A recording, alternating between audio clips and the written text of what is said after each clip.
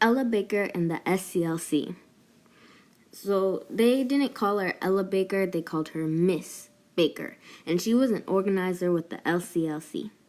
And she was the person who told the students in different places who were doing sit-in movements that they should come together and organize and coordinate these activities.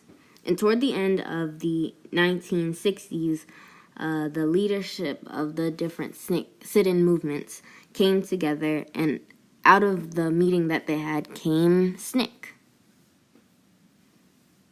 So I don't have a lot of information on the LCLC movement, but I have enough information on Ella Baker, so we're going to see if she was a black nationalist.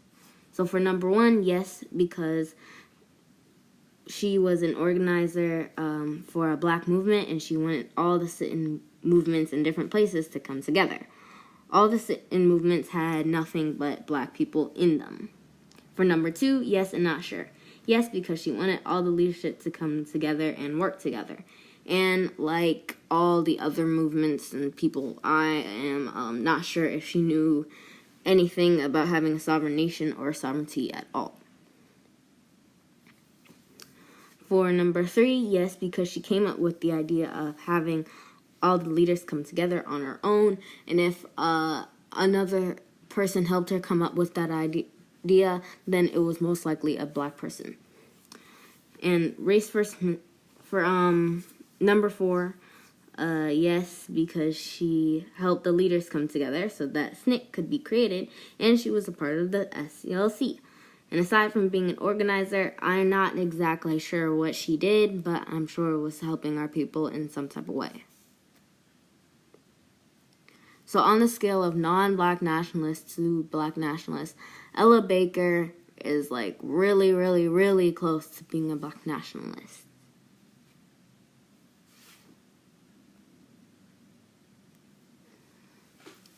SNCC. SNCC stands for Student Nonviolent Coordinating Committee. The nonviolent part of the name came about because there was a philosophy of nonviolence that the original SNCC people had. That philosophy came from Mohandas Gandhi. Mohandas Gandhi was a leader in India who fought for India's independence against the British. Mama Marimba went to join SNCC in 1963. She was inspired by the work that they were doing. What did they do? They, as Mama Marimba calls it, and as she said, they called it back in the day, they were taking on the power structure. And they had workshops where you were trained to not respond violently to people who were violent to you. And Mama Marimba thought that this was not helping at all. And later on, SNCC began to focus on getting the right to vote. They would take people down to the courthouse to register to vote. And at the time, the courthouse was a symbol of white power.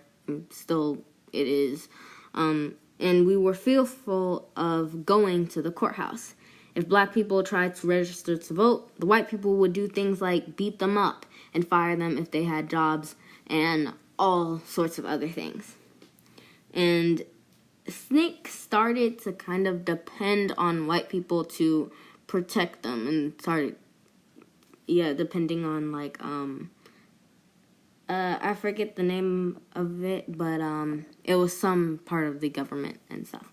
And SNCC gave way to what became the Black Panthers, later on.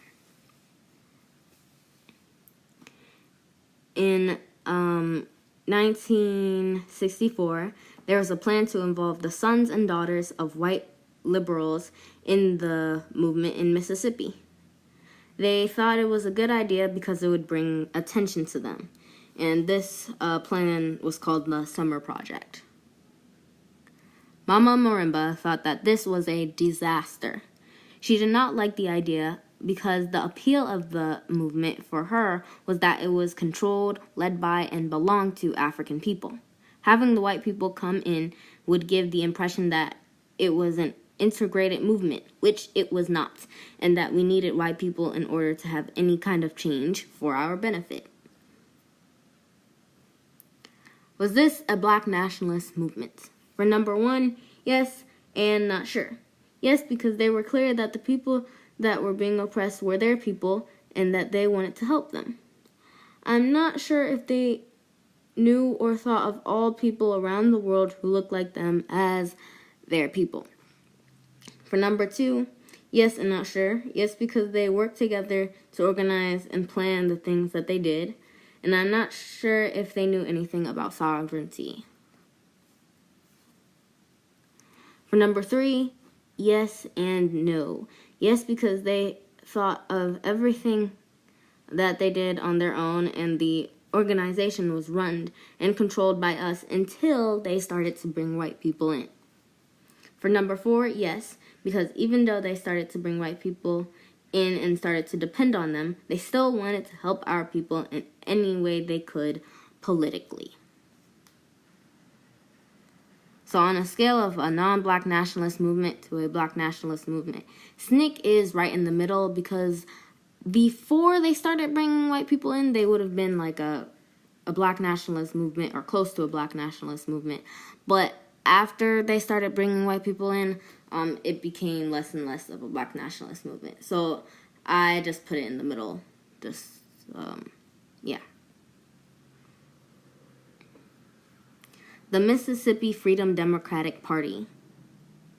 So the Mississippi Freedom Democratic Party was different organizations coming together to organize the movement. And Fannie Lou Hamer became a leader and the head of the movement. The Democratic Party in Mississippi itself was segregated and did not allow African people to be in leadership or be involved because African people at that time could not vote. And so the Mississippi Freedom Party wanted to show them up for that on a national level. They also wanted the right to vote so that they could get the white people off of their back. This is a picture of a meeting of the Freedom Democratic Party, Mississippi Freedom Democratic Party, and this is a picture of Fannie Lou Hamer. What did they do?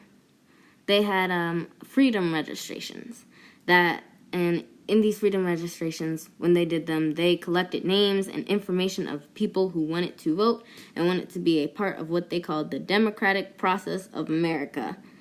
This was one of Mama Marimba's jobs, or this was her job in the movement. And after that, some of them were invited to Guinea, Africa. Mama Marimba was there, and she said it was an incredible experience for her and that it was her first time in Africa. After her trip to Guinea, she left SNCC, moved back to New York, and began to study with John Henry Clark. So while she was doing the Freedom Democratic Party, she was also, I think, still involved with SNCC. So after the trip with the Mississippi Freedom Democratic Party, then she left both and went to study with John Henry Clark.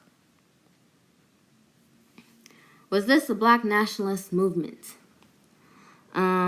Black for the first one, yes, because a lot of people in the movement were black, and they thought that to make the change that they wanted to have happen, they had to take it upon themselves and work with black people to make it happen.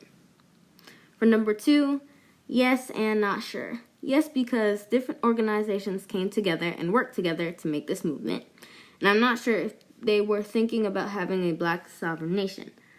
I do know that they were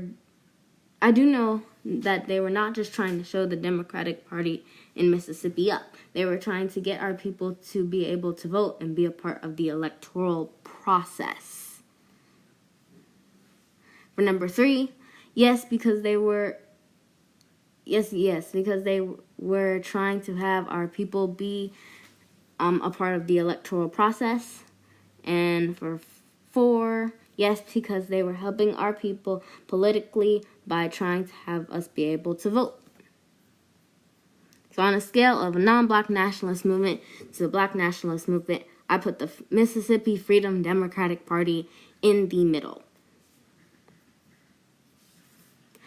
So just as a review, the 4 tenets of black nationalism are black identity, unity and collective work, self-reliance, and race-first mentality and behavior.